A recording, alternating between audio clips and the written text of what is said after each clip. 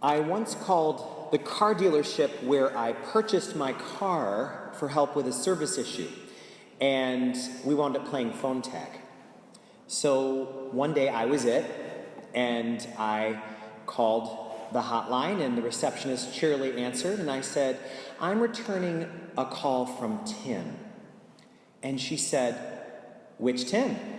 Tim in sales or Tim in service?" And this is a pretty small place, so I said, "Come on, is that the same guy?" And she said, "That would be an example of a split personality."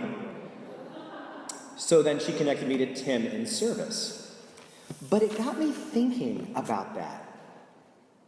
Tim in sales and Tim in service. Two people working for the same organization, but with a completely different job. And maybe a completely different set of goals. Poor car dealers wind up having a real unfair go of it, don't they? We've got some here in our parish, some of our best parishioners. There's people here right now that work in car dealerships. But our society has a caricature of a car salesperson, and it's generally not a very nice one. It's that we're going to go and try to buy a car and get manipulated, that we're going to be tricked or handled by someone who's got the main goal in mind of closing the deal. And that's not fair, because there are lots of people who work in sales, both in car dealerships but other sales jobs, who are very compassionate toward their customers. But still, that stereotype remains.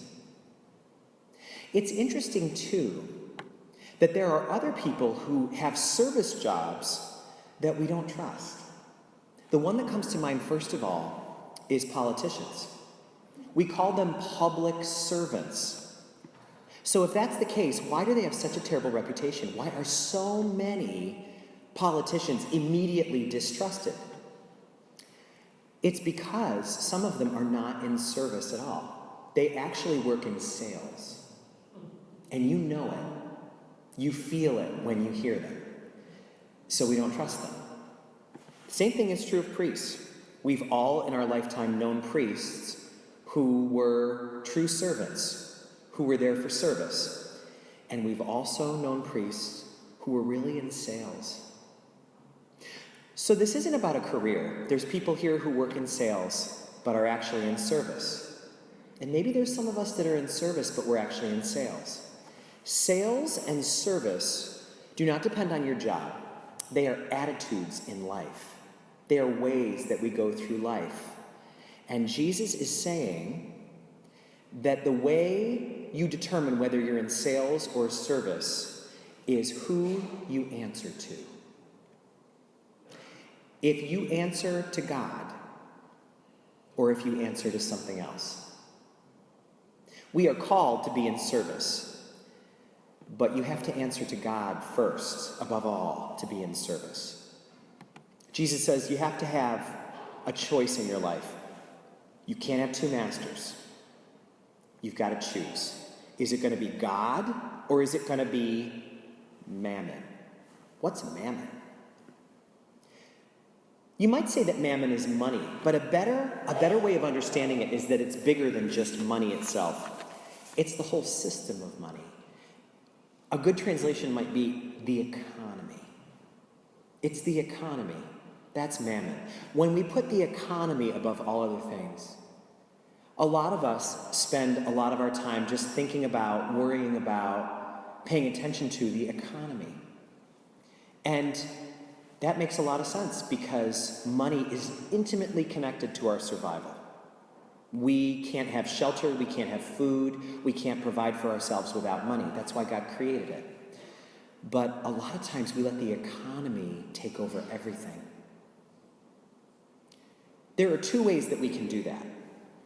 The first one is if all we care about is money. And there's probably not many people here that deal with that issue. Because the people who all they care about is money, they're generally not attracted to church.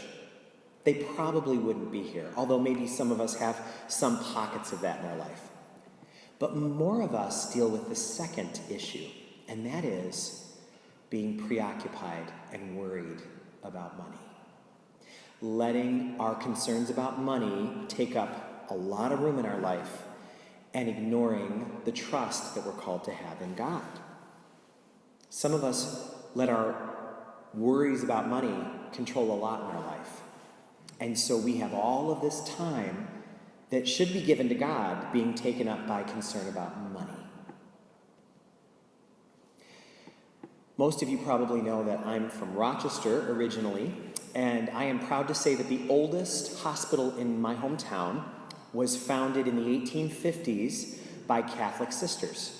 3 Sisters of Charity founded St. Mary's Hospital.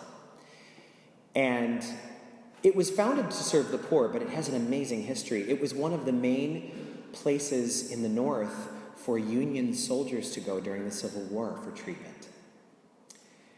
Well, in the 1880s, there was a major recession, and banks were failing left and right.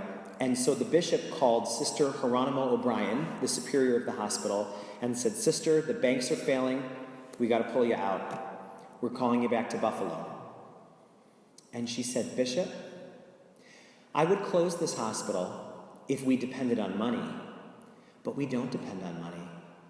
We depend on God, and this hospital needs to stay open." And I am happy to tell you that that hospital still serves people today. So we are being called to get our relationship with money sorted out. And as Americans, we have an extra head start on this. Our money has lots of symbols all over it, and all of them mean something. It's fascinating to have somebody who knows about this stuff talk about it. But on the back, right above O-N-E spelled in capital letters, are other capital letters in smaller print that say, "In God we trust." So every time money crosses through our hands, we are being reminded right there on the money, do not trust in this.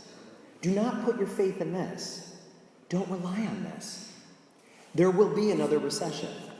We know that. That's how it works. Banks will fail again. We don't know. Maybe the worst recession is still ahead of us. In the 1880s, they still had the Great Depression to go through, and they didn't know it then. We don't know what lies ahead. And if we place our trust in money, we're going to be on a roller coaster. Jesus is saying, let God be the source of our strength. Let God be our number one priority. Money, mammon, makes a really good servant, but it makes a lousy master. So for this week, we can start the journey of looking more deeply at this part of our lives by asking, do I work in sales or do I work in service? There again, there's salespeople here right now who might say, well, I guess I have only one answer. No, that's not true.